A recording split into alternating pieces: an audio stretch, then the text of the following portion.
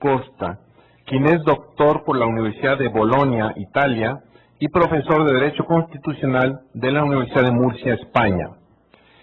En esa facultad ocupó el cargo académico de secretario. Ha sido primer premio extraordinario de licenciatura y mención de honor en los premios nacionales de licenciatura en Derecho. Ha cursado estudios de tercer ciclo en la propia Universidad de Murcia, en la Universidad de Bolonia, y se doctoró en la Universidad de Bolonia con la tesis El poder parlamentario de la nómina, dirigido por el profesor Giuseppe de Bergottini y juzgada por una comisión compuesta por los doctores García de Enterría, Garro Enera, Morales, Pierguidi, Massetti y Bergottini.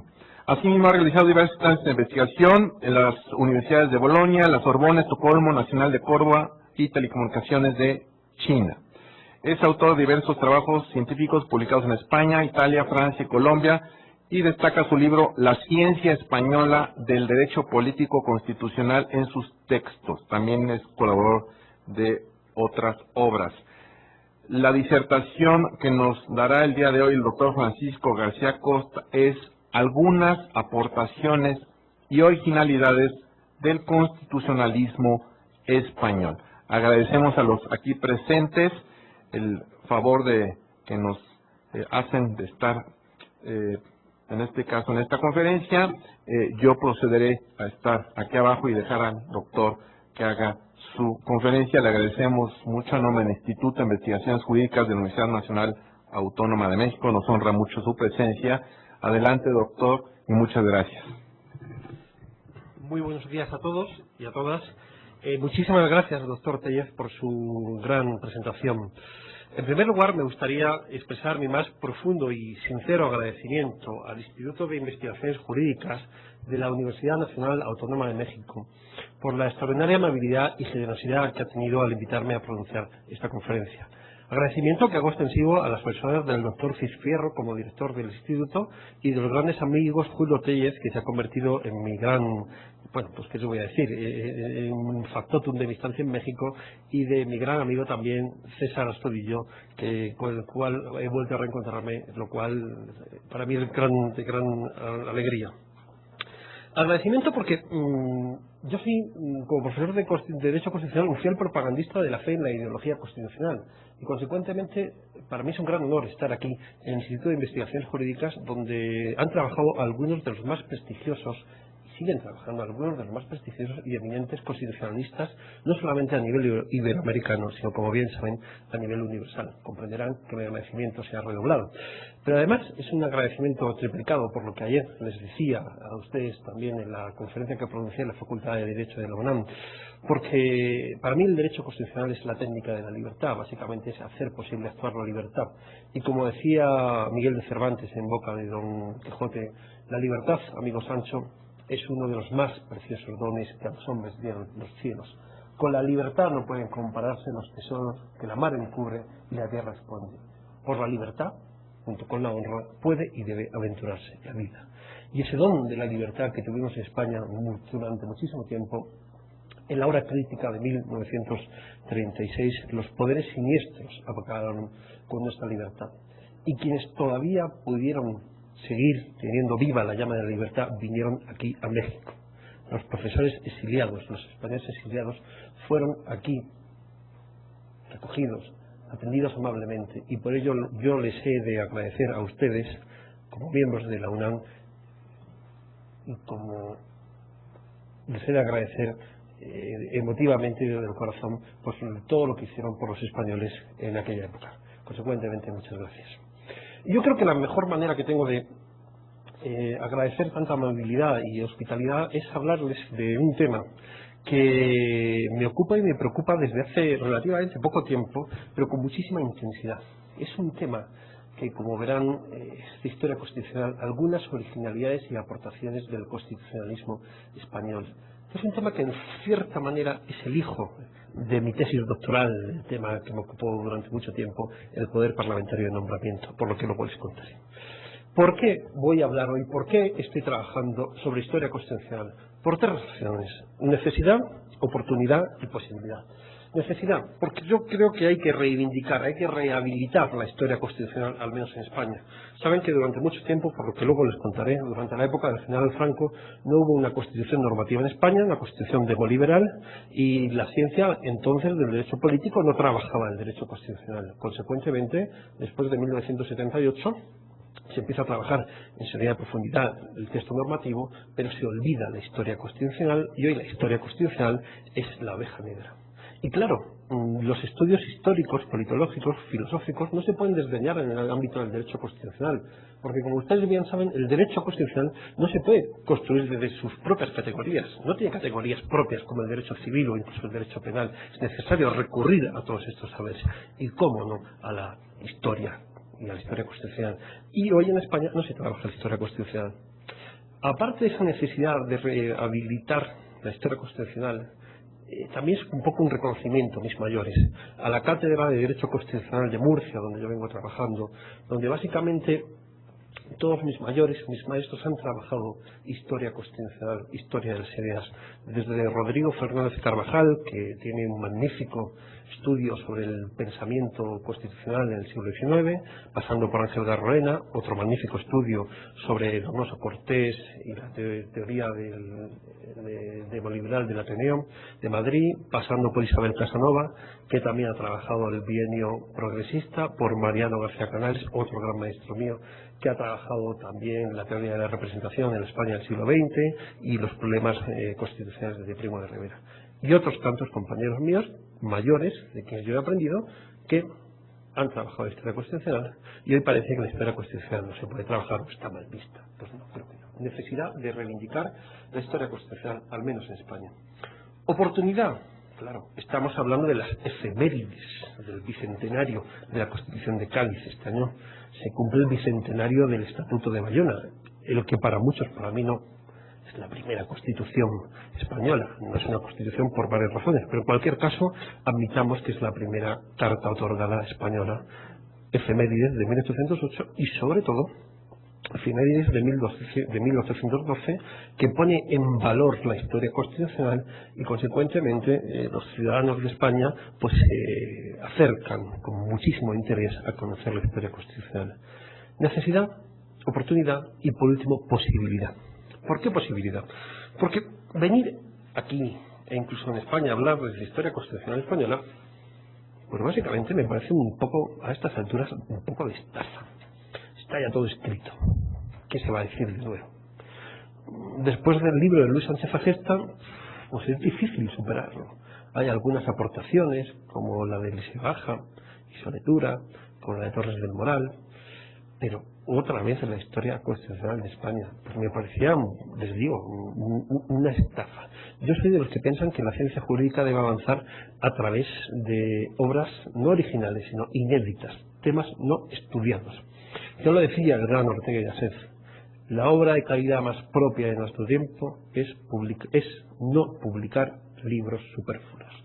¿Para qué publicar otro libro? Incluso antes lo decía Cicerón: corren malos tiempos para la república. Ya los hijos no hacen caso a los padres y, sobre todo, cualquiera escribe ya libros. Claro, pues mi idea es sinmetizar para la historia constitucional desde una perspectiva novedosa. ¿Cuál es esa perspectiva? Pues la que me introdujo mi tema de tesis doctoral, que es el nombramiento parlamentario de autoridades. Originalidades. Yo me di cuenta que es una originalidad española. Comparé con las constituciones de la época y no veía nada, salvo una, la sueca de 1809, parecido a lo que teníamos en España en 1812. Y bueno, y ahí quedó la idea. Luego leí mucha historia constitucional, incluso el libro de Francisco Fernández Serrano, Las Constituciones Españolas, un tocho así de gordo, y hay un capítulo, nada, unos párrafos. ¿Qué hay de original en la historia constitucional española? Nada. Tampoco es así. Yo tampoco voy a sostener que el constitucionalismo español tiene la importancia del francés, del inglés o del norteamericano. Yo no voy a sostener eso. Por desgracia no puedo sostenerlo, ya me gustaría.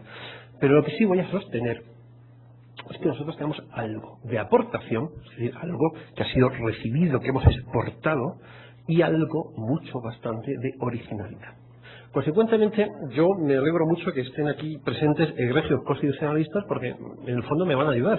Porque yo siempre que hablo con compañeros míos, lo único que intento es vampirizarlos para que me digan si ellos tienen alguna originalidad o alguna aportación que se les ocurra. Y como verán, muchas de las que voy aquí a tratar son hallazgos míos y otros son hallazgos que obviamente he recibido de compañeros y de maestros míos con los que he tratado este tema. Bien, pues vamos a hacer básicamente un recorrido por las aportaciones y por las originalidades, por las singularidades del Constitucional español a través de tres ejes temáticos. Primero, del modo de ser constitucional, es decir, cómo nosotros los españoles concebimos el constitucionalismo, cómo es nuestro modo de ser, de participar, de actuar el espíritu constitucional. Primera parte. Segundo eje, nuestros textos constitucionales, qué aportan, qué originalidades tienen nuestros textos constitucionales. Y tercer eje, qué hay de aportación, o más bien de originalidad, en nuestra ciencia española del derecho político constitucional. Bien, esos son los tres ejes. Nuestro modo de ser, de concebir el constitucionalismo, nuestros textos constitucionales y, por último, nuestra ciencia del derecho político constitucional. Bien, esa es básicamente la invitación que les hago, que me acompañen a recorrer pues las galerías del corazón de nuestro constitucionalismo español. Vayamos al modo de ser. Pues miren, en España, aunque para ustedes les pueda parecer paradójico, no se recuerda la gran aportación que supuso la Constitución de Cádiz de 1812. Sí sabemos, obviamente, a nivel académico y también a nivel de calle, que la Constitución de 1812 fue muy importante, pero no se sabe quizá que fue la gran aportación española al constitucionalismo. E incluso se me permiten, y a lo mejor quizá aquí peque de exceso, que llegó un momento en el cual la Constitución de 1812 salvó el constitucionalismo, al menos el constitucionalismo de matriz francesa, con el liberalismo. Saben ustedes que básicamente las primeras expresiones del constitucionalismo español surgieron como reacción directa a las ideas revolucionarias francesas. Sobre todo el liberalismo español, que se opone al liberalismo de carácter totalmente histórico que se opone al racionalismo francés. Pero básicamente lo que les quiero decir es lo siguiente: cuando toda Europa cae bajo las hordas de las tropas napoleónicas, se dan cuenta de que el constitucionalismo, como el socialismo lo fue en el siglo XX, o como el capitalismo lo sigue siendo en el siglo XX y XXI, es básicamente la etiqueta, la máscara, la transfiguración del poder de Francia. Francia no cree en la ideología constitucional, o mejor, sí cree en la ideología constitucional, pero como excusa para invadir países. Lo mismo que Rusia con el socialismo y lo mismo que Estados Unidos con el capitalismo. Y eso se da cuenta a toda Europa. ¿Qué sucede?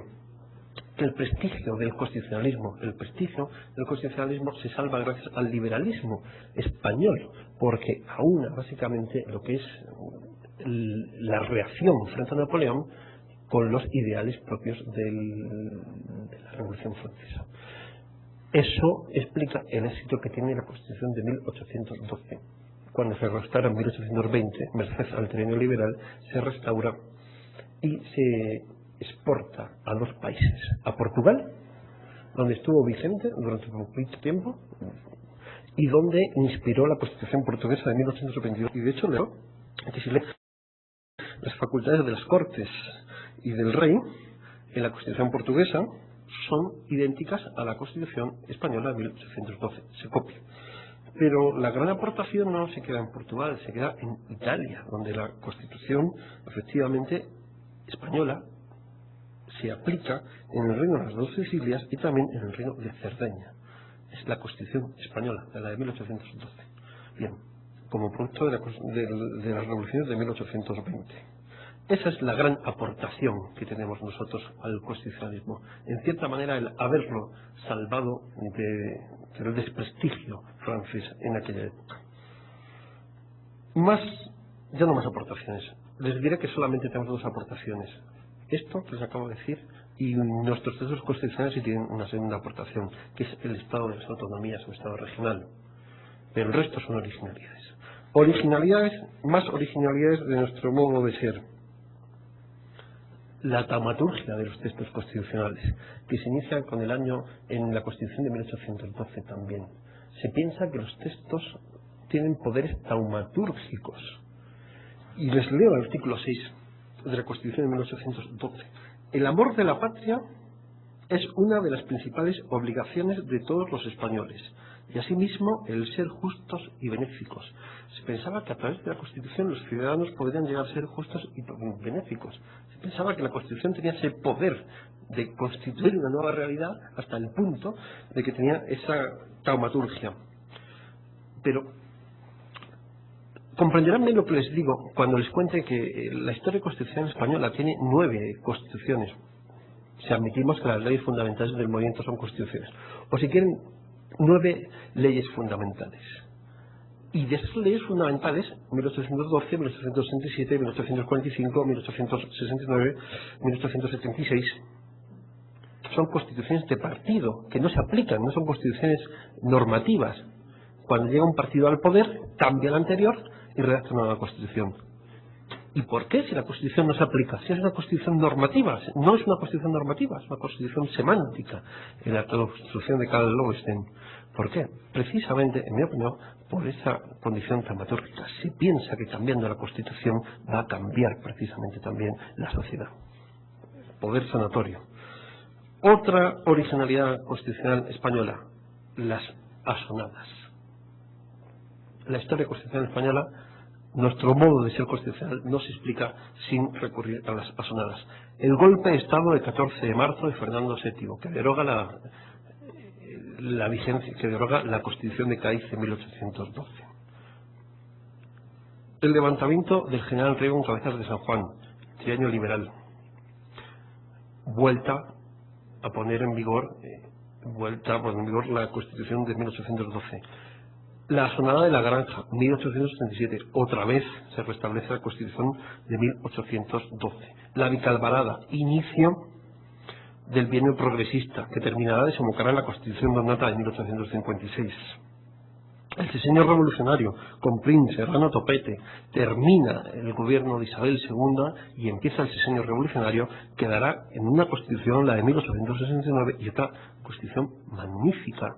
Es un proyecto de Constitución, es que lleno y tufado de originalidades, que es el proyecto de Constitución Federal de 1873, que por desgracia, o por suerte, no lo sé, pero que no es un texto que entró en vigor, consecuentemente no podemos hablar de él como Constitución vigente. Pero también sucede otra sonada. El general Pavía, irrumpiendo el Congreso de los Diputados a caballo y terminando la Primera República Española en 1874, comenzando la restauración que tendrá la Constitución de 1876. Y cómo no, pues básicamente la gran, por desgracia, asonada, que en principio pensaba ser una asonada, pero luego se convirtió en otra cosa, que fue el alzamiento del general Franco en 1876. Se trataba básicamente de cambiar constituciones y de cambiar ciclos políticos a través de asonadas. Les he hablado de la originalidad de la dramaturgia, de la sonada, también otra originalidad española. El peso excesivo, desde mi punto de vista, de los partidos regionalistas en la historia constitucional española, al menos a lo largo del siglo XX. Yo no conozco otro estado en el cual los partidos regionalistas, regionalismo gallego, catalán y vasco, hayan desempeñado un papel tan importante en lo que ha sido la construcción del Estado, y lo siguen desempeñando. Y esto es un tema que no quiero extender porque es un tema de actualidad vigente. Y la última originalidad del constitucionalismo, de nuestro modo de ser constitucional, para mí la más triste, y es la siguiente, lo comprenderán. Miren, yo quizá a lo mejor me equivoco, no conozco ninguna dictadura americana ni europea, no sé si es ética, y si no me corrigen, en la cual no haya quedado palmaria y meridianamente claro que existió un régimen dictatorial contrario al constitucionalismo, a las ideas y a los valores del Estado liberal, y que ese régimen no haya sido condenado. En España es el único país donde la democracia, donde el Estado constitucional de 1978 se ha permitido el lujo de no condenar al anterior régimen autocrático, al anterior régimen dictatorial. Países del este de Europa se condena los regímenes socialistas, países del occidente europeo, Petain, Mussolini y sigan uno tras otro. En España no ha habido condena expresa del franquismo hasta 2002, que hubo una resolución del Congreso de los Diputados, 2002. Estamos hablando de 24 años después. Pero el problema no es que no estamos aquí hablando, estamos hablando de nuestro modo de ser constitucional. El problema es que la sociología española, la población española, no tiene claro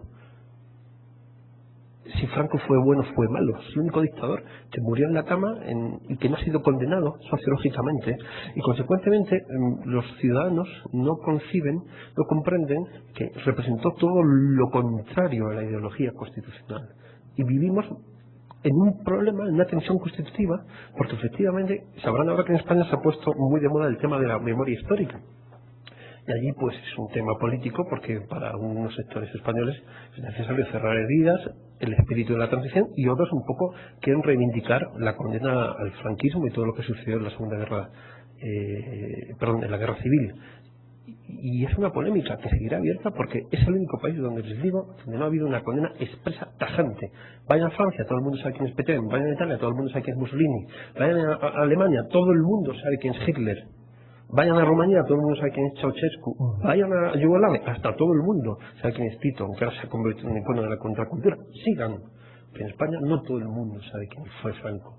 O al menos, en un Estado constitucional, que es vigente en 1978, se debería dejar claro y palmariamente y meridianamente claro que fue un dictador que se alzó contra la Constitución legítima, que representaba los valores del constitucionalismo: la separación de poderes, los derechos fundamentales y las libertades públicas, y el principio político representativo. Y ese es nuestro modo de ser, que se prolonga hasta hoy. La gente hoy no sabe bien, pero muchos, sí, bueno, Franco, si esto, usted, Franco, es que España económicamente estuvo muy bien con Franco. Mentira. El nivel del PIB de España de 1936 no se recuperó hasta 1956, 20 años de retraso, que son los que los españoles siempre decimos: tenemos 20 años de retraso con respecto al resto de Europa. Ahí está. Es una pena que no haya una conciencia, un patriotismo constitucional que condene a que ustedes tuvieron el porfiriato y todavía hoy lo condenan. Yo voy por un taxi y me habla un taxista: el Porfiriato Díaz fue fatal.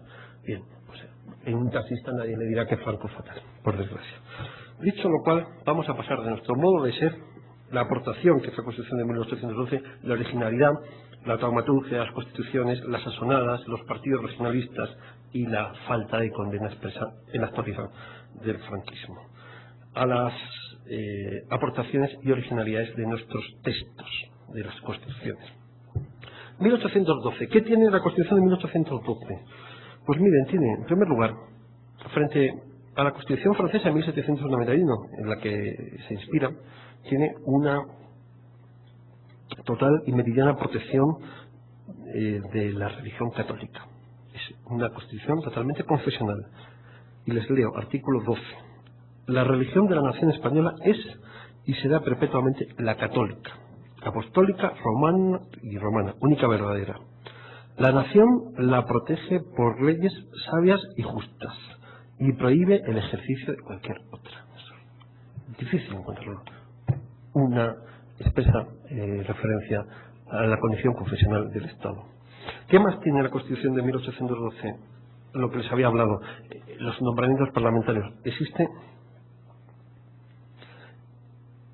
un protosistema, si quieren llamarlo así, de nombramientos parlamentarios. Es decir, la mayor parte de las autoridades públicas las designaba entonces el Parlamento, pues, estatuido por la Constitución de 1812. Y se encarga el Parlamento del nombramiento de la regencia, del trono del rey menor, de los miembros del Consejo de Estado. Y además las Cortes se encargan del nombramiento de los miembros de la Junta Suprema de Censura y de la Junta Nacional de Crédito Público. Lo cual extraña, porque efectivamente la Constitución de 1812 es innegable que esté inspirada en la francesa de 1791, pero la francesa de 1791 no aparece ningún cargo de designación parlamentaria. No aparece. Yo encontré que el gran constitucionalista Manuel García Pelayo, pues efectivamente en su derecho constitucional comparado, escribía que sí, que decía, a propósito de la Constitución de 1791, la francesa. El predominio de la Asamblea se manifiesta en las importantes atribuciones de índole ejecutiva que le están conferidas, tales como el nombramiento de los principales funcionarios. Pero si van a la Constitución de 1791, no, ningún funcionario es nombrado por el Parlamento francés. Es un error, lo pueden revisar en la Constitución francesa de 1791. Consecuentemente, llama más aún la originalidad de que nosotros en 1812 pues sí tengamos un sistema de nombramiento de la autoridad, muy posiblemente influido por la Constitución sueca de 1809.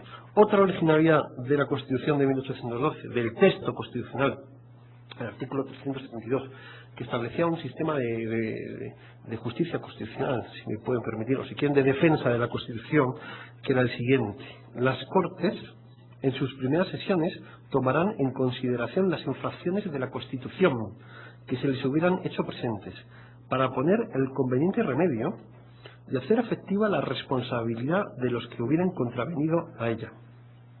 Sistema que yo, por lo que he podido leer, no se puso nunca en práctica, pero en cualquier caso la defensa de la Constitución se encomendaba a las propias Cortes.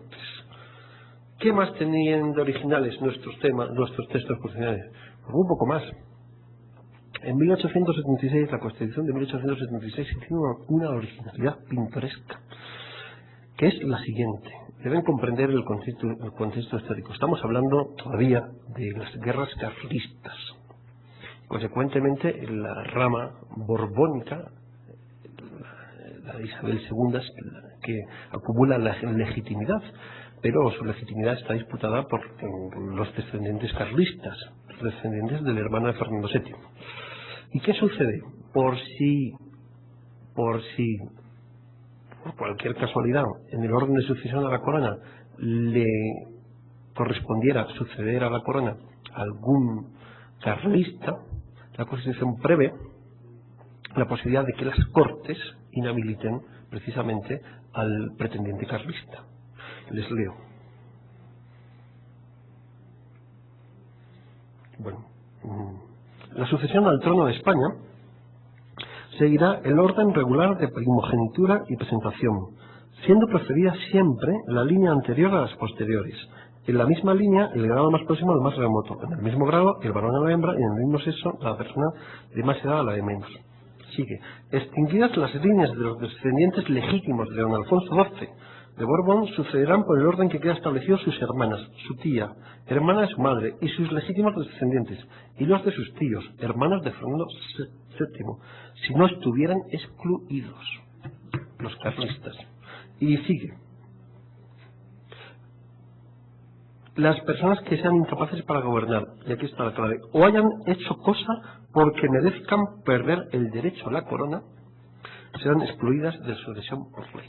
Básicamente, la primera vez que un parlamento interviene en el orden regular de sucesión a la corona, precisamente para excluir a los carlistas por si les correspondiera.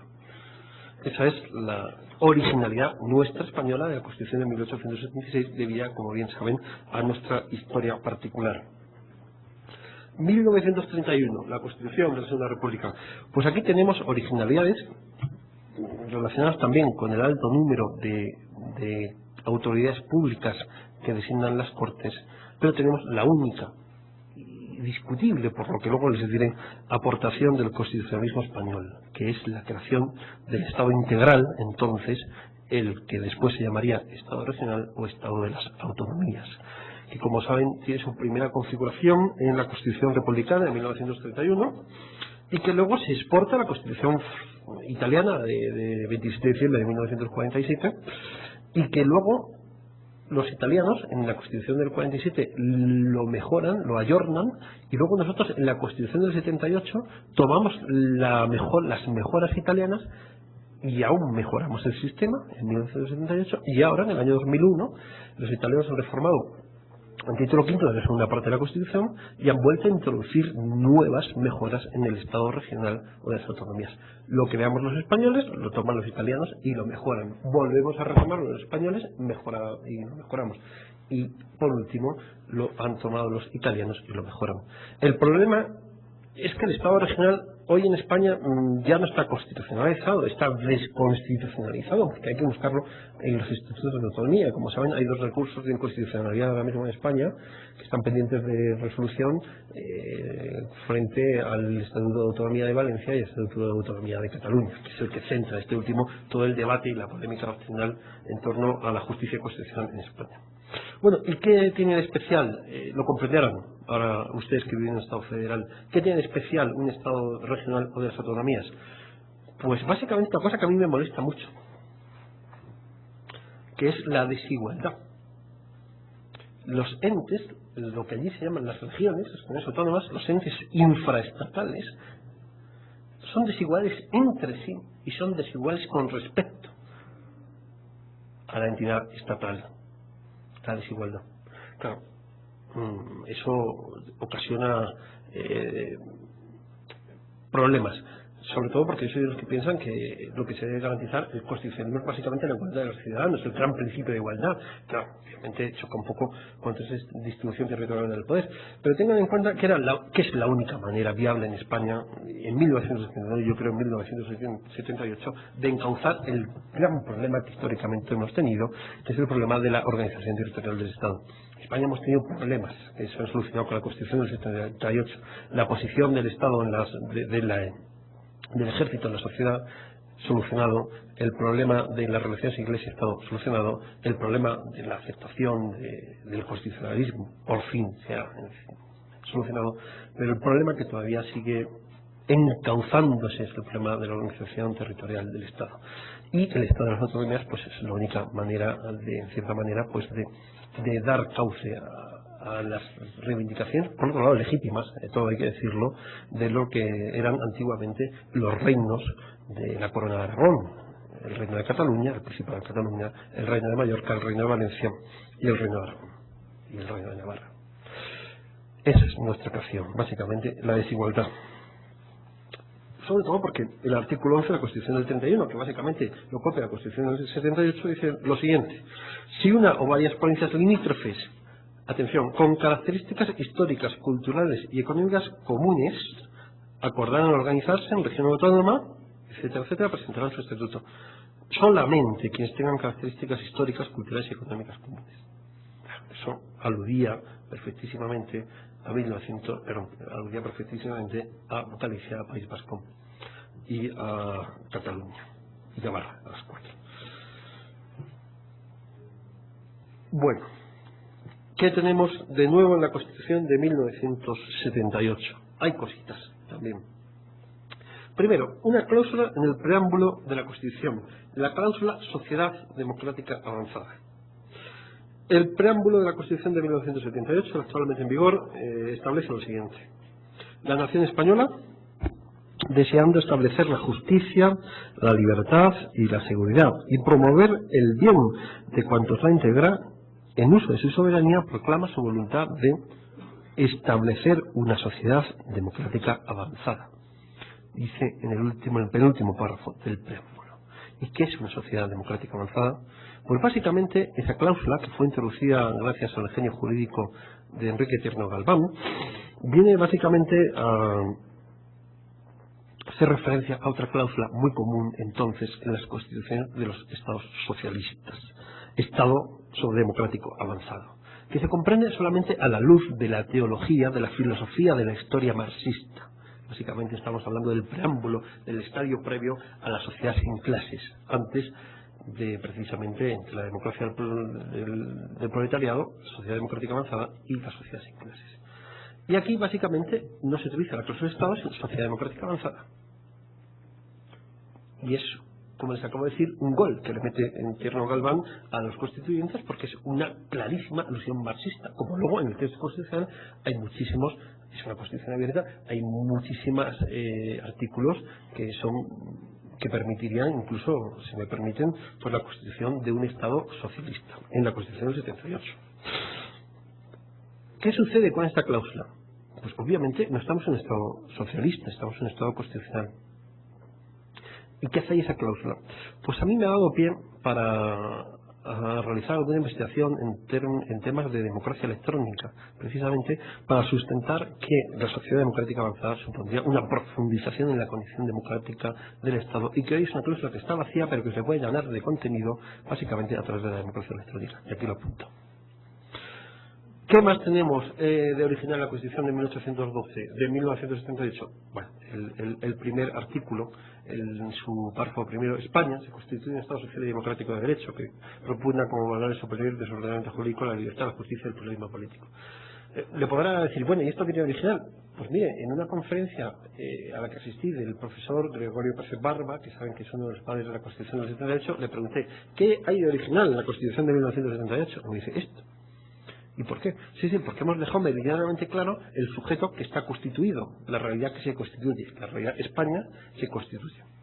Bueno, pues ahí es una originalidad según él. Segunda originalidad, según él también, pues la tenemos también en el artículo primero, en su párrafo segundo. La soberanía nacional reside en el pueblo español, del que emanan los poderes del Estado. Soberanía nacional, soberanía popular, cualquier alumno de primer curso en una facultad de Derecho sabe que la soberanía nacional no tiene nada que ver con la soberanía popular y que se hace ahí, combinando soberanía nacional que es el pueblo español.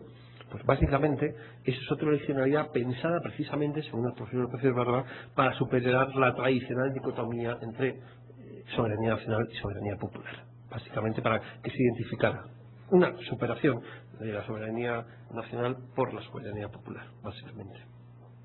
¿Y qué más tenemos de original en la Constitución de 1978? Pues miren, en el artículo 55.2, suspensión individual de derechos, el problema que tenemos en España del terrorismo. Y consecuentemente se toman medidas de suspensión individual de derechos, individual. Les leo. Una ley orgánica podrá determinar la forma y los casos en los que de forma individual y con la necesaria intervención judicial y el adecuado control parlamentario los derechos reconocidos en los artículos 17 pueden ser suspendidos para personas determinadas en relación con las investigaciones correspondientes a la actuación de bandas armadas o elementos terroristas. El problema que tenemos en España del terrorismo, que les he decir una cosa y algún capítulo porque no lo tengo que decir. En España, quien quiera ser independiente puede serlo, pero no matando. Está un partido, Esquerra Republicana de Cataluña, que propugna la independencia de una parte de España, de Cataluña, y no pasa absolutamente nada. Está gobernando la Generalitat, incluso llegó a acuerdos con el Partido Socialista Obrero Español el año pasado. El quien quiera ser independiente tiene que hacerlo a través de los cauces y procedimientos previstos en la Constitución. La Constitución es una Constitución que permite incluso llegar a... Lo que no se permite bajo ningún concepto son las armas. Quien quiera ser independiente, muy bien, a través de las dos reglas de la democracia, que son la regla de las mayorías y el diálogo y el debate. Punto. Y no nos pueden acusar al resto de España de ser fascistas ni franquistas, porque yo vengo de una zona donde fuimos los últimos en rendirnos ante Franco, en Cartagena. Los últimos. Es que ni nos rendimos al segundo golpe de Estado del general Casado. Y no por ello pensamos vamos matando al resto de españoles porque son fascistas o hijos de Franco. No. Aquí quien quiera ser independiente lo puede ser. El problema es que no quieren serlo. Pues vayan ustedes al País Vasco y a lo mejor quieren ser independientes 10, pero 90 no. Es como si ustedes dos quieren poner un examen el día 15 y el resto de la clase quieren poner el examen el día 18. Y como no están de acuerdo, cogen las pistolas y se ponen a dar tiros. Eso es lo único que pasa en España. No les engañen. Eso es lo que se habrán contado. Pero eso es lo único que pasa en España. Solamente. Que es un problema de mayorías. Es que solamente quieren ser independientes del 5%, 6%. Si se expresa en parlamento, si la gente vota. Es que no votan a los partidos nacionalistas. Es que votan mis. Y además al Partido Nacionalista Radical. Entonces, cuando en España se ilegalizan partidos políticos, con la última ley de partidos políticos, no es por la ideología. Porque aquí no se penaliza la ideología independentista, porque si no el partido el partido catalán, Esquerra Republicana de Cataluña, estaría también ilegalizado y sus dirigentes en la cárcel. Lo que se ilegaliza son coger las armas, en el entendido de que ya hemos llegado a una madurez en la cual todos sabemos que si tú coges las armas, yo también las cojo y nos matamos todos. Y entonces hay que resolverlo todo a través de mayorías.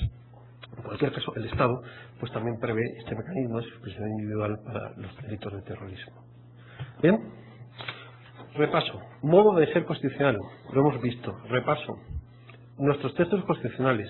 hemos visto 1812, 1876, 1931, 1978. Y ya por último, para concluir, porque no quiero agotarles más, voy a centrarme en la ciencia española del derecho político. ¿Qué es lo que hemos hecho nosotros en el derecho constitucional? Pues mire, como aportación más bien nada. Habría que llegar a Adolfo Posada y habría que llegar a los maestros que trabajaron en la Segunda República para hablar de un auténtico derecho constitucional, y a lo mejor ellos aportaron algo. Pero aquí no estamos hablando de que tengamos un Albrecht, como ni un Orlando, ni un gran, por desgracia. Lo que sí tenemos son originalidades. Primero, en España se construyó un original, en el doble sentido de la palabra, derecho público constitucional sobre el solar de la Constitución de 1812, que desaparece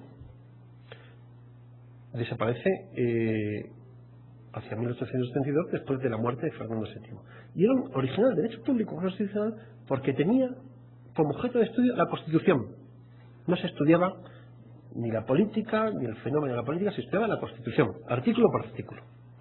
Y tenía una serie de fines fundamentalmente pedagógicos, por lo cual esa ciencia nunca se consideró ciencia, porque a ojos de un constitucionalista de 1978 lee los textos y podría decir, es que esto es muy pedagógico, es panfletario.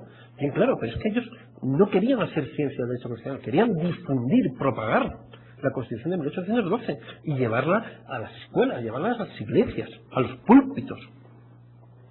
Esto no perdían el tiempo en construcciones científicas. Pero, dicho lo cual, sí tenemos 3 grandes manuales de 1822, uno de los cuales de 1820, uno de los cuales lo he rehabilitado yo. Tenemos el de Ramón de Salas, el de Miguel García de Madrid y el de Udaldo Salmoendreu. Y fíjense que estaba tan perdido que todo el mundo daba por hecho que ese manual nunca se llegó a publicar hasta 1876. Y claro, imagínense para mí qué honor, o qué, cómo fue leer a un autor que decía, este libro se publicó en 1836 porque en 1820 se iba a publicar, pero se quedó sin dinero el editor para publicarlo. Y entonces yo estoy leyendo eso, viendo el libro de 1820 en mi mano.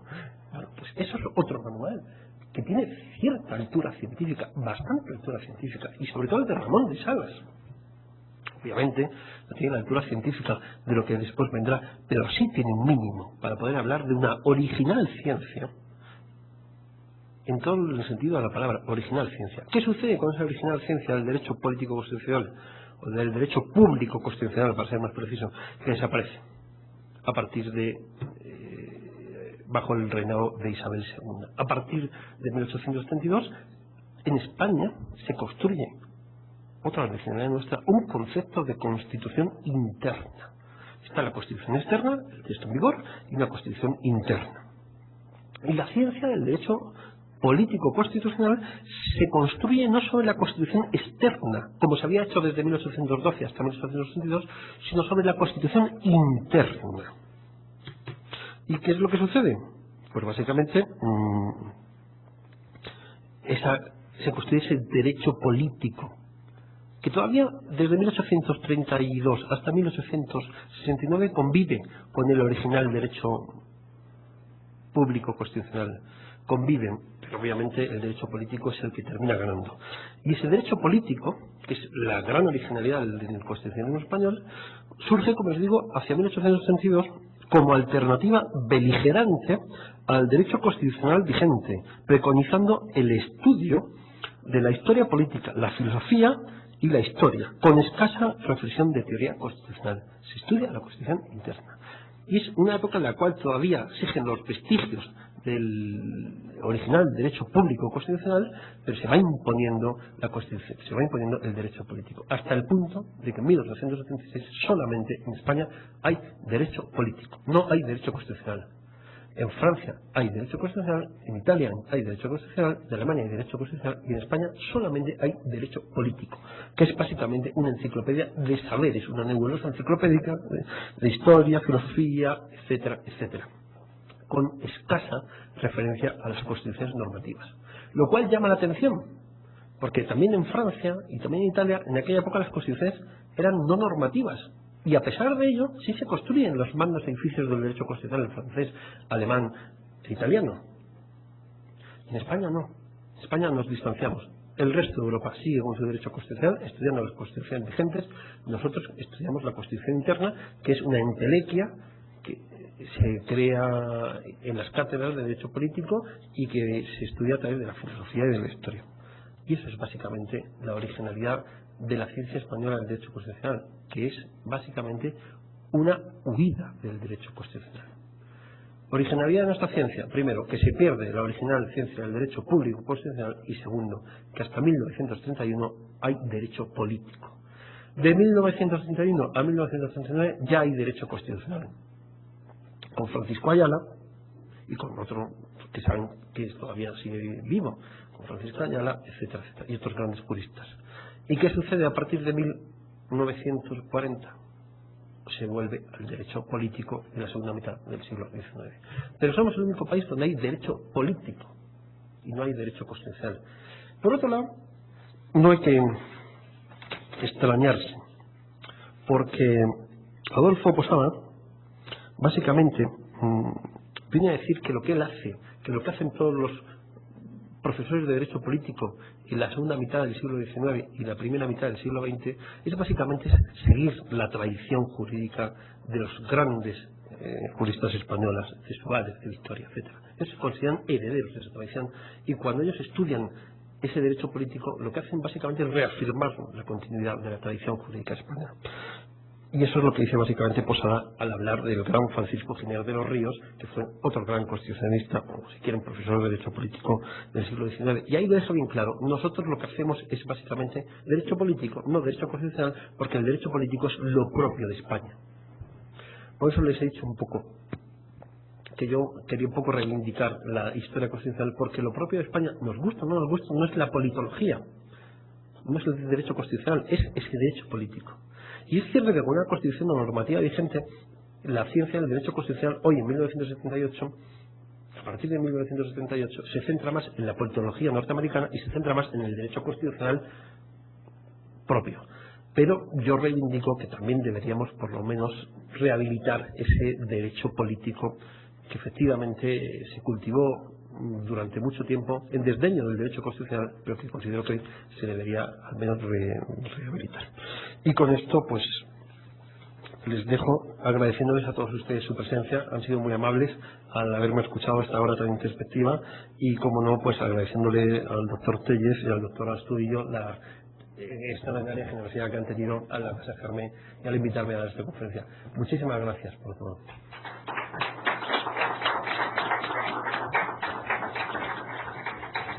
Muchas gracias al doctor García Costa por esta interesantísima disertación. Y yo los invito a que si tienen alguna pregunta, sean tan gentiles de formularla, pero para efectos de la transmisión y de la grabación del DVD, sean tan gentiles de pasar aquí al frente y utilizar este micrófono si acaso tuvieran alguna pregunta. No sé si alguno de ustedes quisiera hacer alguna pregunta. Y si no, bueno, para calentar ambiente, el artículo 18, numeral 4 de la Constitución del 78, que habla de que la informática no podrá atentar el derecho al honor y a la intimidad, a mí me parecería una aportación, porque, bueno, claro, a mí porque me gusta mucho lo que son las nuevas tecnologías, hago la aclaración, pero me parece que es algo muy interesante, algo muy importante plasmarlo desde la Constitución, porque si bien es cierto que se menciona también la de Portugal, la de Suiza, la de Austria, yo creo que es un gran aporte de la Constitución española, pero no sé si tendrías alguna opinión al respecto. Pues, profesor, como le acababa de decir al principio de mi charla, uno de los mayores intereses, el máximo interés que tengo al dar esta charla es precisamente que me ayuden a buscar más originalidades y más aportaciones. Entonces yo lo que hago es apuntar el 18.4 y lo que haré es básicamente investigar, y dentro de 2 meses pues recibirá la nota mía de sí, esa aportación, sí, no es originalidad, o no es ni lo uno ni lo otro, pero le agradezco mucho la sugerencia. Magnífico. Bueno, pues vuelvo a invitarlos, al doctor Astudillo, por favor, si es tan gentil de pasar aquí.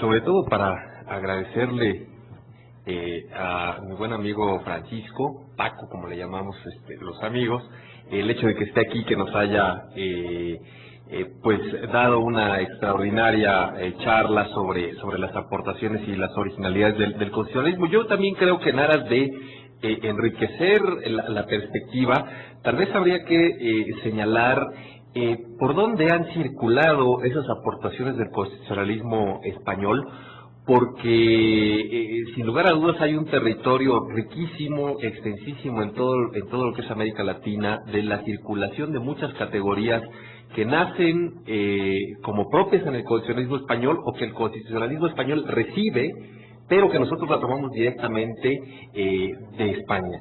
En ese sentido, yo creo que también en aras de realizar un planteamiento más amplio, que además es muy enriquecedor, tendría también que verse cómo determinadas experiencias de América Latina han contribuido a enriquecer el derecho constitucional español. Es decir, aquí retomo una idea que me parece que proyecta claramente cómo ha habido una mutua interacción del profesor Fernández Segado, que le habla de una recíproca permeabilidad constitucional entre América Latina y España, porque si bien es cierto, por ejemplo, para dar el gran ejemplo de México, en España se suele reconocer la indudable influencia que tuvo el juicio de amparo, a partir de que en España también hubieron grandes promotores de su introducción en la Constitución del 31.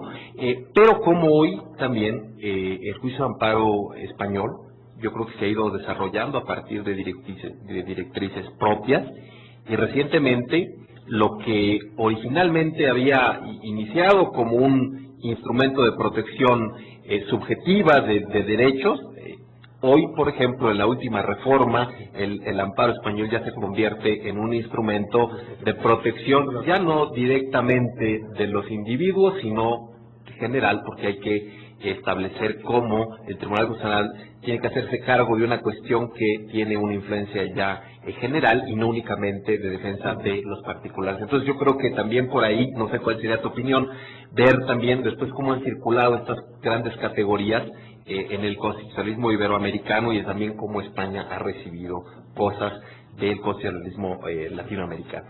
Muchas gracias. Pues, profesor Astudillo, le agradezco muchísimo la intervención, porque como habrán observado, esto es una investigación en marcha.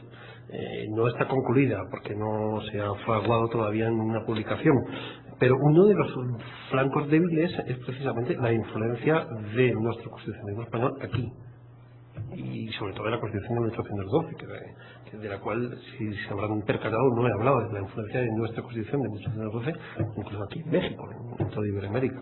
Efectivamente, es otro gran sector, es otra gran banda que tendré que seguir cultivando, porque efectivamente es un proyecto ambicioso, pero como le acabo de decir, con la ayuda de grandes amigos, pues yo creo que algún día lo llevaré a buen puerto. Incluso he ampliado decir que ya le digo que básicamente casi todo lo que me cuentan, casi todo lo que les he contado es de conversaciones. Por ejemplo, al profesor Pedro Tenorio le debo lo del 55.2, a PC Barba le debo lo del 1.1 y el 1.2, Sociedad Democrática Avanza, decir que eso es mío, de la Constitución de 1931, el nombramiento parlamentario es mío, pero el Estado regional, pues es una cosa consabida, de la Constitución, la taumaturgia es cosa mía, pero hay muchos amigos.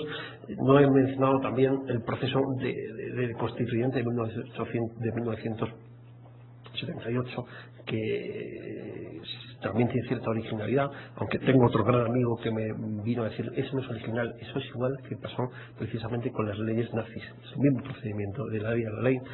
Es decir, que mucha gente me ha ayudado mucho. Por ejemplo, en los catecismos constitucionales yo pensaba que era una cosa oriunda de España, y también otro amigo dijo, no, si esto es francés, son los catecismos imperiales. Total, que al final voy a tener que, en el libro, los agradecimientos van a ser innumerables a todo el mundo. Muchas gracias. Bueno, sí, aquí ya tenemos micrófono, que si gusta pasar, ¿sí? Ya tenemos micrófono, doctor, para que no se moleste. Gracias, muy amable. En primer lugar, yo quisiera aprovechar la ocasión para preguntarle a Francisco García Costa, formular un par de preguntas, toda vez que su exposición ha girado sobre la originalidad. Yo recogí dos cosas que a mí en lo personal me parecen particularmente originales de España, sobre las cuales me gustaría que usted abundara un poco más para el efecto de entenderlas de mejor manera. Uno tiene que ver la desigualdad de las regiones autonómicas respecto del Estado, que es algo que no acabo de entender plenamente. Y lo segundo alude al concepto que manejó en algún momento de su charla, cuando se refiere a la constitución externa y a la constitución interna.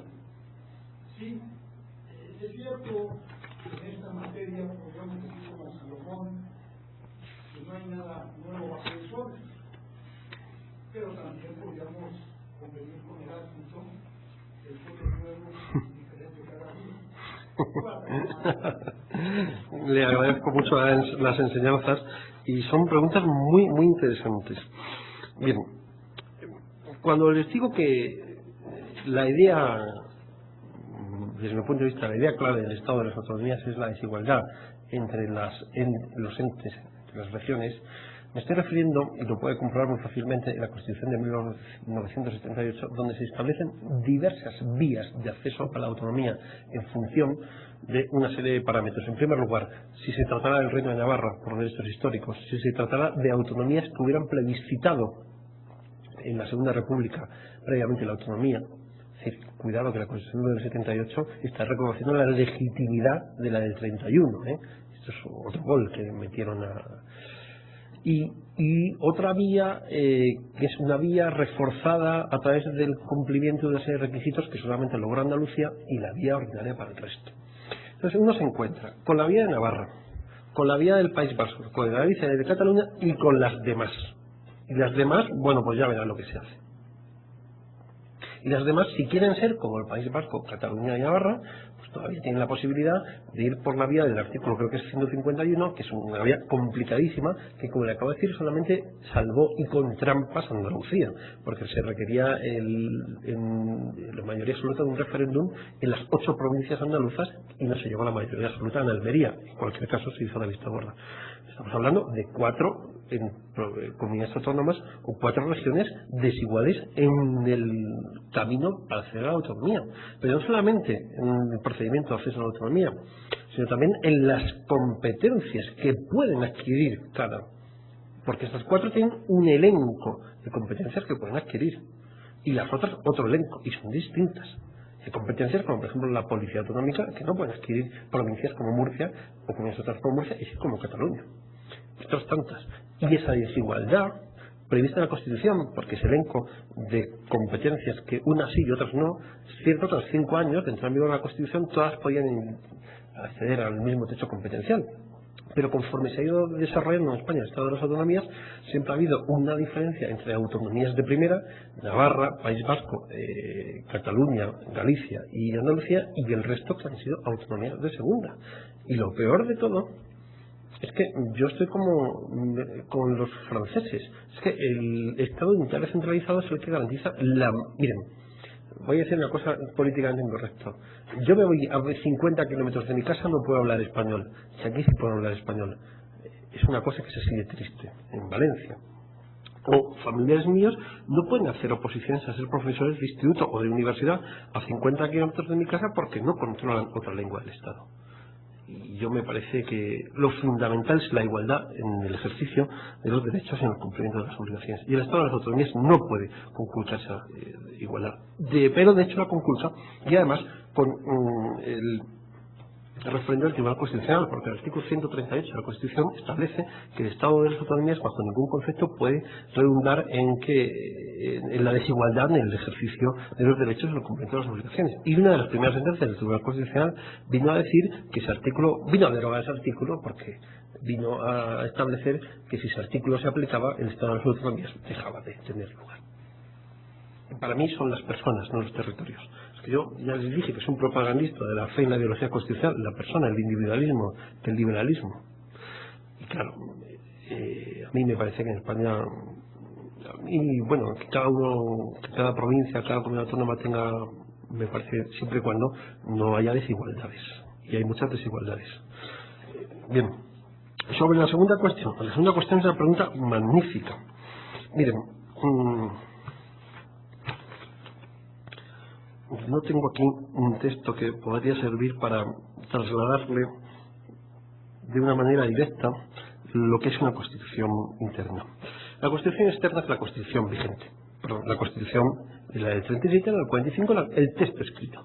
La constitución interna era básicamente una especie de constitución sociológica que hacía referencia a la esencia de España y consecuentemente discurría en paralelo a la constitución. La constitución establecía la democracia, establecía la separación de poderes, establecía ciertos derechos fundamentales. Esa es la constitución externa. Pero la constitución interna, la que formaba parte de la verdadera esencia de España, era la que negaba todo esto. Y para aprender, para conocer cómo era la constitución interna, había que recurrir a la historia, a la filosofía y a la politología. Y cuando se hace ciencia del derecho constitucional, no se hace ciencia del texto normativo. Hasta 1869 sí, a partir de 1869 es muy difícil. ¿No? Ciencia del modo de ser de España. Básicamente lo que vendría a decir luego, a mitad del siglo XIX, Ferdinand Lassalle sobre lo que es una constitución. La constitución interna básicamente sería el concepto de constitución histórica sociológica, la esencia del modo de ser de España, que no tenía nada que ver con la democracia, no tenía nada que ver con los derechos fundamentales, no tenía nada que ver con la separación de poderes. Tenía mucho que ver básicamente con las cadenas de que durante mucho tiempo arrastró el pueblo español.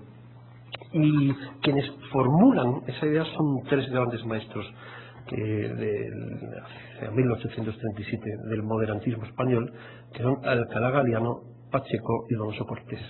Y usted lee a Alcalá Galiano, a Pacheco y a Donoso Cortés, hablan de todo menos de constitución. Incluso Donoso Cortés, bueno, yo los tengo recogidos en mi antología, y de hecho mi maestro Alfredo de Arroena es el mayor especialista en España sobre estos tres, Donoso Cortés, Alcalá y abren su libro y no hablan de lo que es la constitución.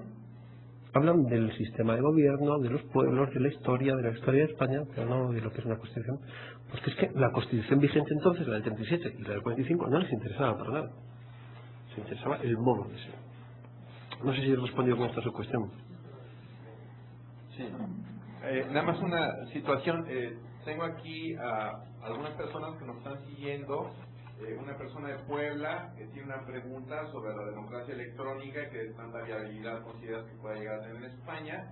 Otra persona que pregunta que si se habla algo en la Constitución española del 78 sobre los juicios orales, que tiene mucha relevancia aquí en México últimamente. Y también te mandan saludos, felicitaciones desde Bogotá, Colombia. Entonces, esas serían las preguntas. De todos modos, vamos a darle uso la palabra aquí a las personas que están presentes en el recinto. Buenas tardes. Mi nombre es Andrés Duarte. Pues le agradezco que haya venido a dar esta conferencia, se me hace muy interesante. Bueno, yo voy principalmente al tema de que he estado revisando la Constitución vigente española. Hay una figura jurídica sí, muy interesante que se trata sobre medios de control de la constitucionalidad de los tratados. Bueno, he revisado otras constituciones de otros países, de otros estados, y pues no he encontrado algo parecido. No sé si usted nos pudiera pues sí, abundar sobre este tema, que trata principalmente de que antes de que un tratado sea aprobado y ratificado, existe como que una pregunta previa que puede un estilo de recurso que lo puede promover una de las pues sí, ya sea el poder legislativo. Bueno, vienen así varias poderes que lo pueden promover. Entonces quizá, bueno, yo considero que tendría algo de originalidad y no sé si nos puede abundar sobre este tipo de figuras jurídicas. Sí, claro. Muchas gracias por su interesante pregunta. Vamos a ver, yo pensaba que había una originalidad en el artículo 10.2 de la Constitución española, que es el que establece que los derechos fundamentales y las libertades públicas se interpretarán conforme a los convenios sobre esta materia suscritos por España y conforme a la Declaración Universal de Derechos Humanos. Y no es una originalidad, porque está en la Constitución portuguesa. Sobre los medios de control, sobre si efectivamente esto es una originalidad española, pues mire, no lo sé, lo tendría que apuntar. Lo que sí le puedo decir básicamente el mecanismo del régimen jurídico en España del control de constitucionalidad de los tratados internacionales, que es un control previo de constitucionalidad y que además es muy interesante porque, por ejemplo, para suscribir el tratado por el que se instituye la Constitución para Europa, la Constitución Europea, pues efectivamente tuvo el Tribunal Constitucional pues dictaminar sobre la constitucionalidad del tratado para que efectivamente pudiera integrarse en el ordenamiento jurídico constitucional. Esto plantea el problema entre nosotros de la supremacía del derecho comunitario y del derecho internacional o del derecho interno. Entonces, no lo sé. Lo que sí le puedo decir que es una originalidad española en cuanto a la política fue otra figura que existía entonces, que es el recurso previo de inconstitucionalidad de las leyes, que figuraba en España hasta el año 86 y que el mecanismo es igual que el recurso del que me vine hablando, y que aquel se tuvo que suprimir porque la oposición política entonces lo que hacía era básicamente recurrir en inconstitucionalidad todas las leyes que aprobaba el Parlamento. Todas. Y entonces, básicamente, era otra manera de obstruccionismo parlamentario. Y entonces lo que se terminó fue derogando el recurso, el control previo de constitucionalidad de las leyes. Obviamente este no, porque está previsto en la Constitución. Pero no sé si es una originalidad, lo voy a apuntar y le agradezco la sugerencia. Bueno, no sé si hay otra pregunta, entonces regresaríamos con las dudas que tiene la maestra Erika Munive, maestra por la Universidad de Carlos III, que pregunta, Universidad Rey Juan Carlos, perdón, que si en este caso el voto vía internet, que ya se empieza a gestar allí en España, eventualmente está concebido para hacerse extensivo a los emigrantes españoles. Entonces sería una primera pregunta. La segunda pregunta nos viene de la licenciada Maribel Amaro del Tribunal Superior de Justicia del Estado de Guerrero, y pues nos pregunta respecto a que si se habla de la oralidad de los juicios en la Constitución española. La primera pregunta. Yo considero que la causa de sociedad democrática avanzada puede tener hoy un contenido, dado que, como les acabo de decir, su contenido tradicional ha quedado totalmente desvirtuado. ¿Cuál es ese contenido? Profundización en la democracia. Básicamente, yo tengo una propuesta a través es una cláusula preambular, no tiene eficacia normativa, es interpretativa, consecuentemente. Mi propuesta, ¿cuál es? En España existe una figura, una institución curiosa, que es el Consejo Abierto, que aparece recogido en la propia Constitución, en el artículo 140, que es básicamente que los ayuntamientos, en vez de reunirse, básicamente la democracia directa sería la reunión de todos los habitantes del ayuntamiento para tratar sobre los asuntos, la asamblea. Pero, según la del Consejo Abierto, solamente está previsto para aquellos municipios de menos de 100 habitantes. Mi idea que yo propongo es hacer un Consejo Abierto electrónico a través de Sociedad Democrática Avanzada con municipios que tengan hasta 500 habitantes. O hacer el propio Consejo Abierto en democracia electrónica. El Consejo Abierto ya está, se reúnen, tocan en Asturias, tocan la campana del pueblo, bajan todos a la iglesia y ahí toman las decisiones. Pero ¿por qué no hacer eso en muchísimos otros municipios españoles de 500 habitantes? Y que sean los propios ciudadanos los que decidan los asuntos políticos, los que intervengan directamente en los asuntos públicos. Y el ayuntamiento se quede básicamente como medio ejecutor o gestor, pero las decisiones políticas sean tan solo de los ciudadanos. Deseo decir que esto yo lo propuse en un ayuntamiento cercano a mi tierra, el ayuntamiento de Torre Pacheco, y causó gran impresión y gustó mucho la idea. Pero cuando terminé la charla me vino el señor alcalde muy amable y me dijo: muy bien, efectivamente, me encanta mucho tu idea, pero te vas a venir tú aquí a poner en marcha el Consejo Abierto Electrónico. Ya verás cómo enseguida te vas huyendo, porque hay que tener en cuenta también la medida